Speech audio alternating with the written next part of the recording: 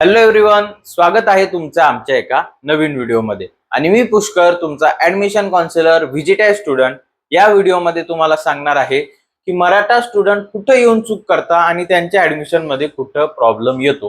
कारण बऱ्याचशा मराठा स्टुडंटला हे माहीतच नाहीये की आपले डॉक्युमेंट्स आता चेंज झाले आहेत, पण त्यांना हे डॉक्युमेंट्स कुठले चेंज झाले हे माहीत नसतात आणि त्याच डॉक्युमेंट्स मध्ये ते पुन्हा पुन्हा कन्फ्यूज होत जातात.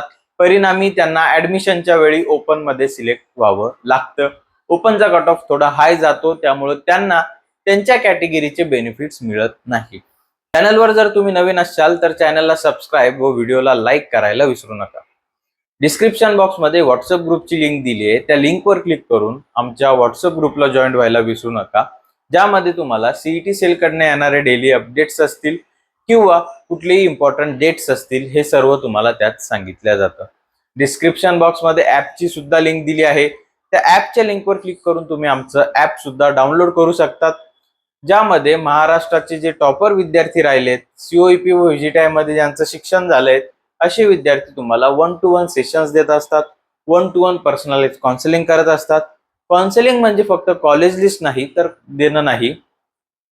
काउन्सिलिंग म्हणजे फक्त कॉलेज लिस्ट देणं नाही, तर काउन्सिलिंग म्हणजे तुमच्या पर्सेंटाईलच्या अकॉर्डिंग, तुमच्या कास्टच्या अकॉर्डिंग तुमच्यासाठी कुठली ब्रांच योग्य राहील, तुमच्यासाठी कुठलं कॉलेज योग्य राहील, ब्रांचमध्ये सिलेबस काय आहेत, त्याच्या प्लेसमेंट किती जातात, कॉलेजचं फी स्ट्रक्चर काय आहे, कॉलेजला हॉस्टेल आहे की नाही, हे सर्व येतं काउन्सिलिंग मध्ये.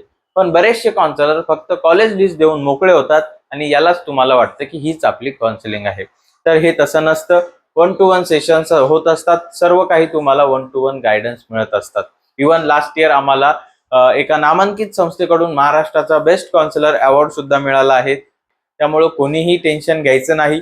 आमची टीम फार मोठी आहे. व्हीजीटीआयचा व सीओईपी मधून शिकलेले सर्व मुलं आपल्याला काउन्सिलिंग करणार आहेत, त्यामुळे तुम्ही त्याची काळजी करायची नाही.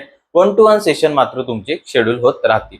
आता आपण व्हिडिओला सुरुवात करूया की नेमके मराठा स्टुडंट्सने असं काय करावं की ज्यांना कॅटेगरीचे बेनिफिट भेटतात. मी बऱ्याचशा पॅरेंट्सशी बोलत असतो, त्यांची कॅटेगरी मराठा असते आणि त्यांनी ईडब्ल्यूएसचं सर्टिफिकेट काढून ठेवलेलं असतं. पण हेच ईडब्ल्यूएसचं सर्टिफिकेट आपल्या महाराष्ट्राच्या कॅपराउंड मध्ये चालत नाही, हे त्यांना माहीत नसतं व कोणीही सांगितलेलं नसतं. ईडब्ल्यूएसचं सर्टिफिकेट आपल्याला जेई साठी चालतं, ते म्हणतात मग जेईला चाललं मग सीईटीला का नाही. तर महाराष्ट्रामध्ये आपल्या मराठा कॅन्डिडेटसाठी एससीबीसी हे सेपरेट आरक्षण आहे, त्यामुळे आपण ईडब्ल्यूएस मध्ये येत नाही. परिणामी डॉक्युमेंट व्हेरिफिकेशनच्या वेळेस तुमची कॅटेगरी जर तुम्ही ईडब्ल्यूएस मधून अप्लाय केलेला असेल तर तुम्ही ते रिजेक्ट होत असतात. मराठा कॅन्डिडेट साठी फक्त एससीबीसी हेच महाराष्ट्राच्या कॅपराउंड साठी ऑप्शन असतं, त्यामुळे तुम्ही एससीबीसी काढून ठेवायचं आहे. जरी ईडब्ल्यूएस तुम्हाला सेंट्रलला चालला असेल, ते ईडब्ल्यूएस तुमचं महाराष्ट्राच्या कॅपराउंड मध्ये चालत नाही.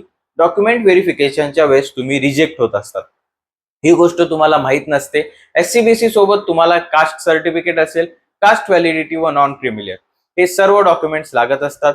इव्हन इन्कम सर्टिफिकेट 8 लाखच्या खाली हे सुद्धा तुम्हाला लागत असतं. पण बरेचसे मुलं काय करतात की ईडब्ल्यूएस काढून ठेवतात, कारण त्यांना वाटतं मी ओपन मध्ये येतो आणि मी जसं जेईला मी ईडब्ल्यूएस भरलं होतं तसं मी पुन्हा महाराष्ट्राच्या कॅपराउंड मध्ये एमएसटी सीईटीच्या कॅपराउंड मध्ये ईडब्ल्यूएस थ्रू ऍडमिशन करेल. पण डॉक्युमेंट व्हेरिफिकेशनच्या वेळेस तुम्ही रिजेक्ट होशाल आणि त्यावेळी तुम्हाला काही एक सुचत नाही. परिणामी तुमच्याकडे टाइम पण कमी असतो, डॉक्युमेंट्स काढायला वेळ नसतो आणि परिणामी तुम्ही ओपन मध्ये स्विच होतात आणि जास्त कट ऑफ, जास्त फीसला तुम्ही बळी पडतात. ही गोष्ट आता तुम्ही समजून घ्या. त्यामुळे मराठा स्टुडंट जे असतील त्यांनी आता ईडब्ल्यूएस काढायचं नाही, तर तुम्हाला फक्त एससीबीसी हा एकच ऑप्शन आहे. ऑलरेडी जे कुणबी मुलं आहेत त्यांना ओबीसी आहे, त्यामुळे कुणबी मुलांनी हे एससीबीसी काढायचं नाही. तुम्ही ओबीसी मध्ये येतात, तुमच्यासाठी ओबीसीचे डॉक्युमेंट्स व्हॅलिड ठरतील. त्यामुळे अजून जर तुम्हाला काही डाऊट्स असतील तर स्क्रीनवर दिसणाऱ्या नंबरवर तुम्ही आम्हाला व्हॉट्सअपला मेसेज करू शकतात. आमची टीम तुम्हाला योग्य गायडन्स देईल. काउन्सिलिंग बद्दल अजून जास्त माहिती हवी असेल तर तुम्ही आमच्या स्क्रीनवर दिसणाऱ्या नंबरला व्हॉट्सअप कॉल मात्र करू शकतात किंवा मेसेज करू शकतात. आय होप तुम्हाला हा व्हिडिओ समजला असेल. कुठल्या मुलांसाठी कुठले डॉक्युमेंट्स आहेत हे सर्व समजलं असेल. चॅनलवर नवीन असाल तर चॅनलला सबस्क्राईब व व्हिडिओला लाईक करायला विसरू नका.